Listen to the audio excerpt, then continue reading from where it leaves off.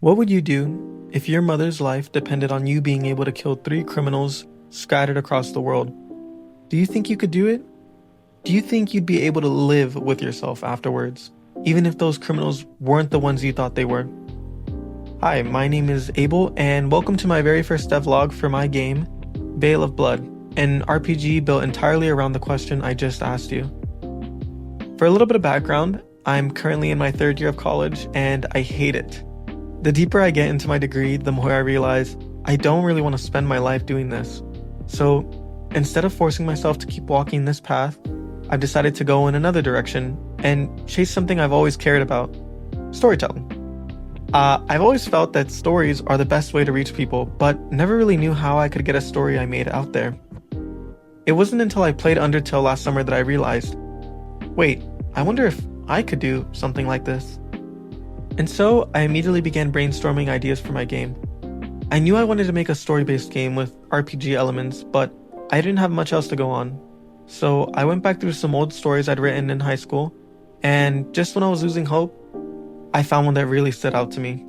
It was a story about an old man who, after his wife dies, sets out to kill the 3 gods that protect his world, believing that if he can wipe them all out, the concept of death itself would vanish, and his wife would return to him.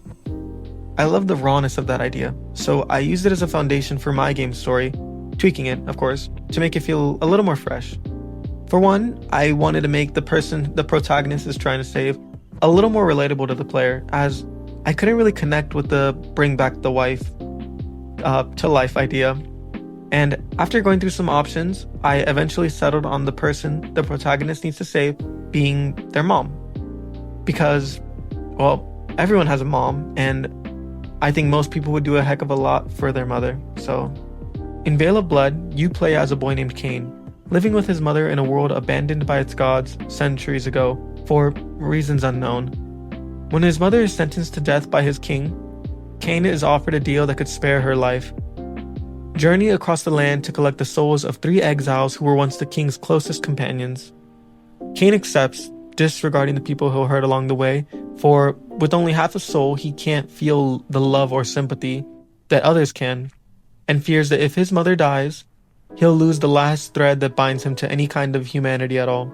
I envision a game inspired by Undertale and Shadow of the Colossus. Undertale influences the combat and RPG systems with the player's ability to choose between mercy or cruelty, while Shadow of the Colossus inspires the way the story is told, as unfolding as the player travels a vast, desolate world. As for the music and overall atmosphere, my biggest influence comes from my all-time favorite band, Radiohead.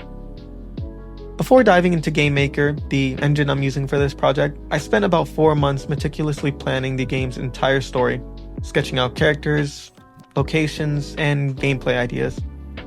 Once I felt I had enough content to begin creating a demo, I jumped into GameMaker and took the first step in any game development process: rough blockouts. My goal is to build the full skeleton of the demo, every level, NPC, and game mechanic, up to the end of the first exile, and ensure it's enjoyable before polishing any art.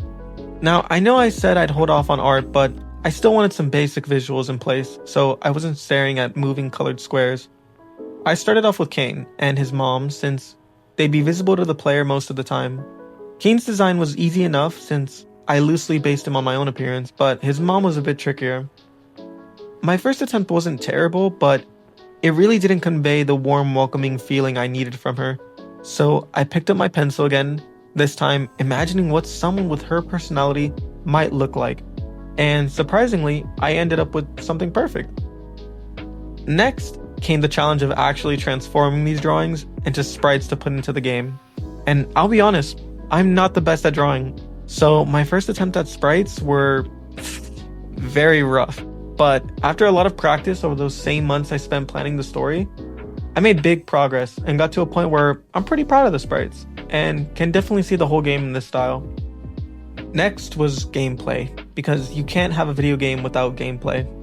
The first thing I did was give the player movement. Though I wasn't too fond of the 4-directional movement, and so I decided to go with 8-directional movement. I also wanted a smooth camera because I didn't enjoy how stiff the default one was, so I made my own. I also got the basics of dialogue done following Peyton Burnham's tutorial, which goes very in detail to all the small cogs needed in a dialogue system. I really recommend it. If any of you also want to get the same system, I'll leave a link in the description. Oh, I also managed to get the event system set up and running, meaning I can make cutscenes like this. It's not perfect, but it's something. Next, I wanted to dive into designing combat, since that's the main fun part of my game. But before I could even get there, I had to build a health system so Kain could take damage.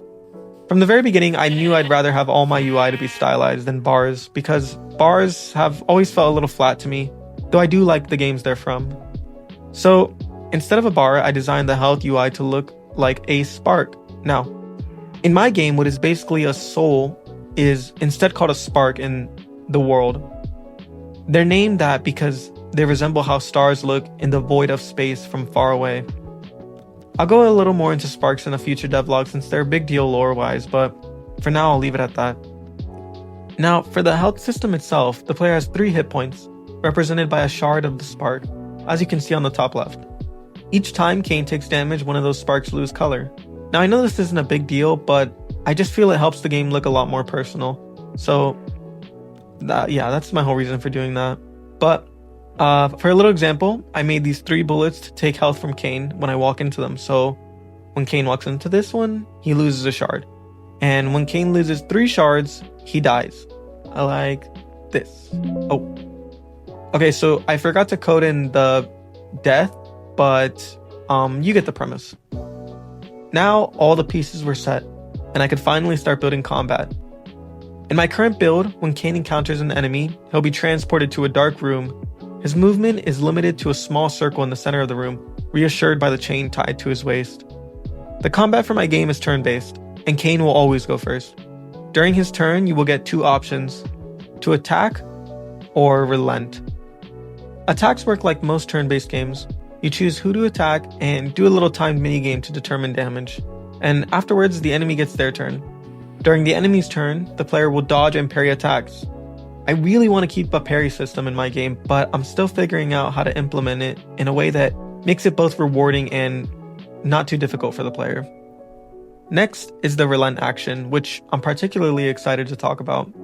The word relent means to abandon or mitigate a harsh intention or cruel treatment.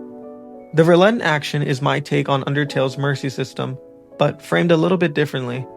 In Undertale, monsters usually attack the player first, at least narratively, but in my game, Kain is often the one who starts the conflicts. So, relent isn't about Kain showing mercy. It's about him realizing he's in the wrong and abandoning his cruel actions, or, in other words, stop fighting. The goal during relent is to dodge the enemy's attacks while keeping their spark within a radius around Kain. Doing so gradually fills the enemy's spare gauge, and once it's full, Kain will stop fighting that enemy. I chose this mechanic for my mercy system because I wanted sparing to feel a little more challenging than fighting. In life, mercy often takes a lot more effort, and I wanted that effort to be reflected in the gameplay. So that's where the project stands as of right now. Balancing development with college and work hasn't been easy, but I'm proud of how far I've come, and I'm even more excited to keep building this game and sharing that journey with you. And hopefully, eventually, you guys will be able to experience my game yourselves. If you have any thoughts or feedback, or just want to say hi, please don't hesitate to comment. And if you'd like to see more of where this game goes, then subscribe to get updates on my next video. Other than that, thank you so much for watching, and I hope to see you guys in the next one, which will hopefully be soon once I flesh out some more mechanics or update the art. But until then, have a wonderful day.